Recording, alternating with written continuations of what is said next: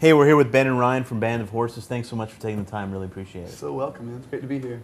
Infinite Arms is a record. I mean, it's a collection of songs that all fit together on a record, and it's refreshing in this day and age that people are actually making records, not churning out a couple singles and putting filler on a record. But this is a complete album, right? I hope so. I mean, it's kind of strange because we started with something like 30 songs or ideas, and so as they each, like the cream of the crop, kind of rised up at the end there, it was kind of hard to figure out which ones would be on the album.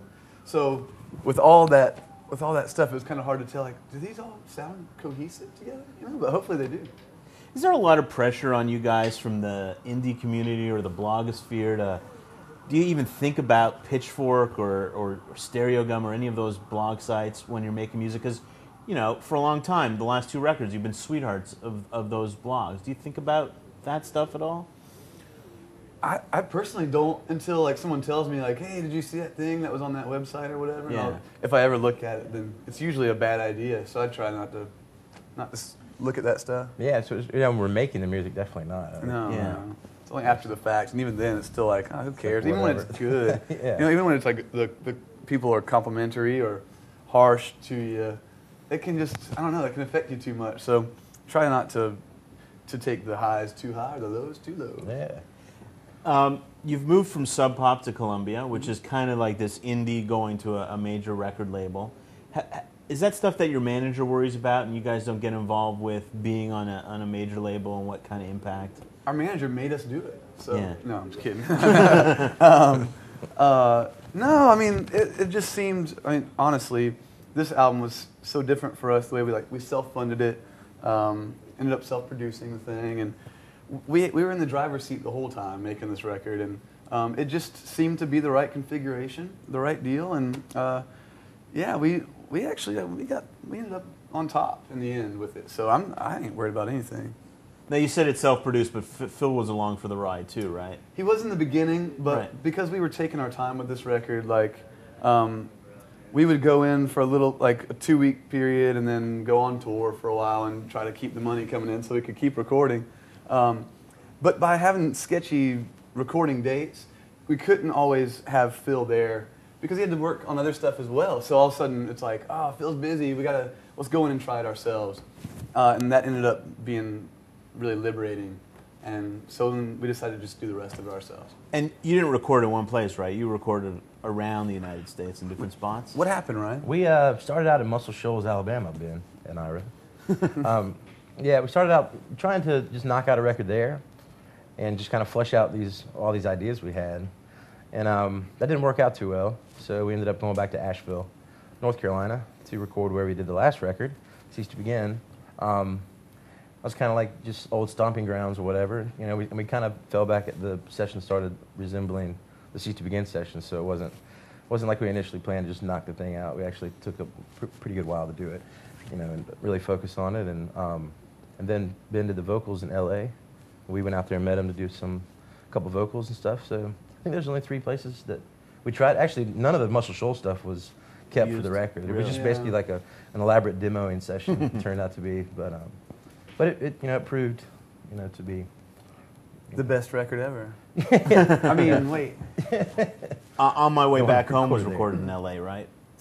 Well, no, it was also tracked in Asheville, but then we went to the studio. I guess it was, where's Bill? It used to be called Cello at one point, but that's where Sinatra did a lot of his recordings, Right. and Beach Boys did Pet Sounds a lot in there. And so Yeah. we only had one day in there, and ran all the vocals through the echo chambers or the reverb chambers that Good Vibrations and Well, Sloop John B. I mean, it Yeah. sounds, they're very similar in terms of vocal tone and yeah, and yeah. everything. It's funny that a lot of people actually noticed that before we even brought it up. They're like, what are you guys doing? yeah. It's not a bad thing, right? No, it's great. Yeah, it's awesome. Yeah.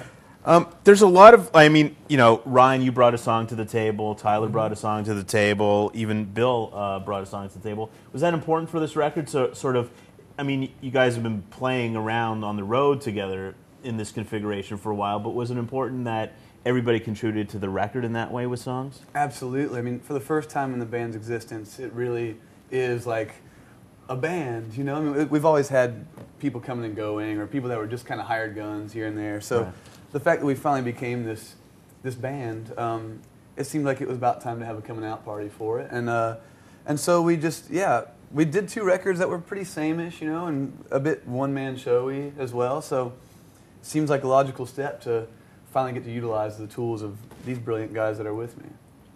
2 major themes on the record, and you can tell me if I'm off, but the first one is just nomadic travel, whether it's, you know, in Muscle Shoals or being up north. When you mentioned you wrote one of the songs outside of Canada in Minnesota, and the other one is love, and I mean love is throughout, whether it's the birth of the new baby or love for your neighbor or whatever. I mean, those are the 2 themes that are fairly consistent throughout the record. Would that be? That's, I mean, you're definitely warm. It's hard to tell because I usually don't even figure it out until like a year or 2 after the album's done and finally decode it and figure out what I was trying to talk about. But I think you're onto something there for sure. How has fatherhood changed you?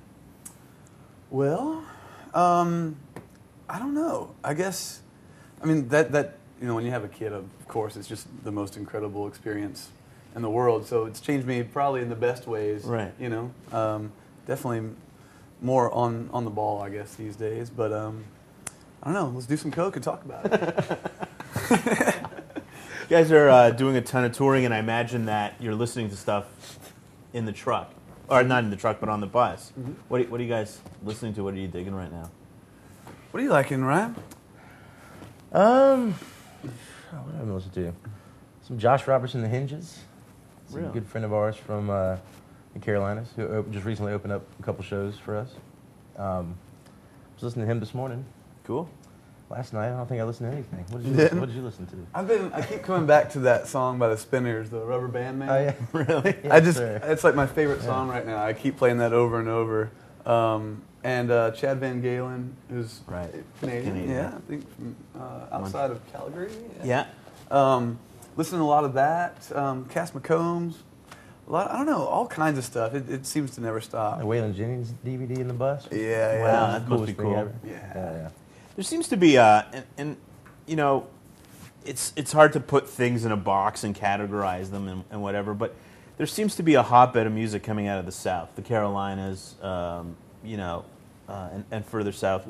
Is there anything specific that you can attribute it to, whether it's, you know, the My Morning Jackets of the world, Kings of Leon, we mentioned the Avett Brothers before, but there seems to be a pocket of, I don't want to say Southern rock because that's so wrong, but it seems to be. Can you put your finger on what it is? Drive-by Truckers, although they're from a little further west. They're in Athens, and the band The Wigs. I don't know if you've heard of them. They're also from Athens. There's some great bands around there. I don't know if it's just because there always was bands down there, and now it's just easier for any band to get, you know, a little bit more exposure now with the worldwide web. Yeah, that's what it is. I don't know what it is, but you know, it kind of goes in waves. You know, it seems like there's always a time when it's like Seattle is the hotbed, it's like Omaha is the hotbed, or you know, Portland. Or Montreal. You know, totally. It seems to go in waves. I don't know if it's always been there and it's just now more exposed, or if now it's just a little hot streak going on. I don't know. It's definitely hot in the practice sheds down there. That's true, especially in the wintertime. Yeah. Is there a winter down there? No. But if you turn the heat on, it gets really hot. Yeah, it's true. Thanks from Infinite Arms. It's a great record. And we're pretty psyched about seeing you on the island with oh my God, Pavement, Broken Social Scene. Man. So excited about that. Great show. Yeah, we haven't been able to link up. We got to see Broken Social Scene at South by Southwest in Austin, but haven't had a chance to run into Pavement yet, so we're so excited. And Beach House as well. And Beach House, right. Hot record. Thanks so much, guys. Thanks for taking the time, man. Cheers. Nice talking to you. Take care. Thanks, man.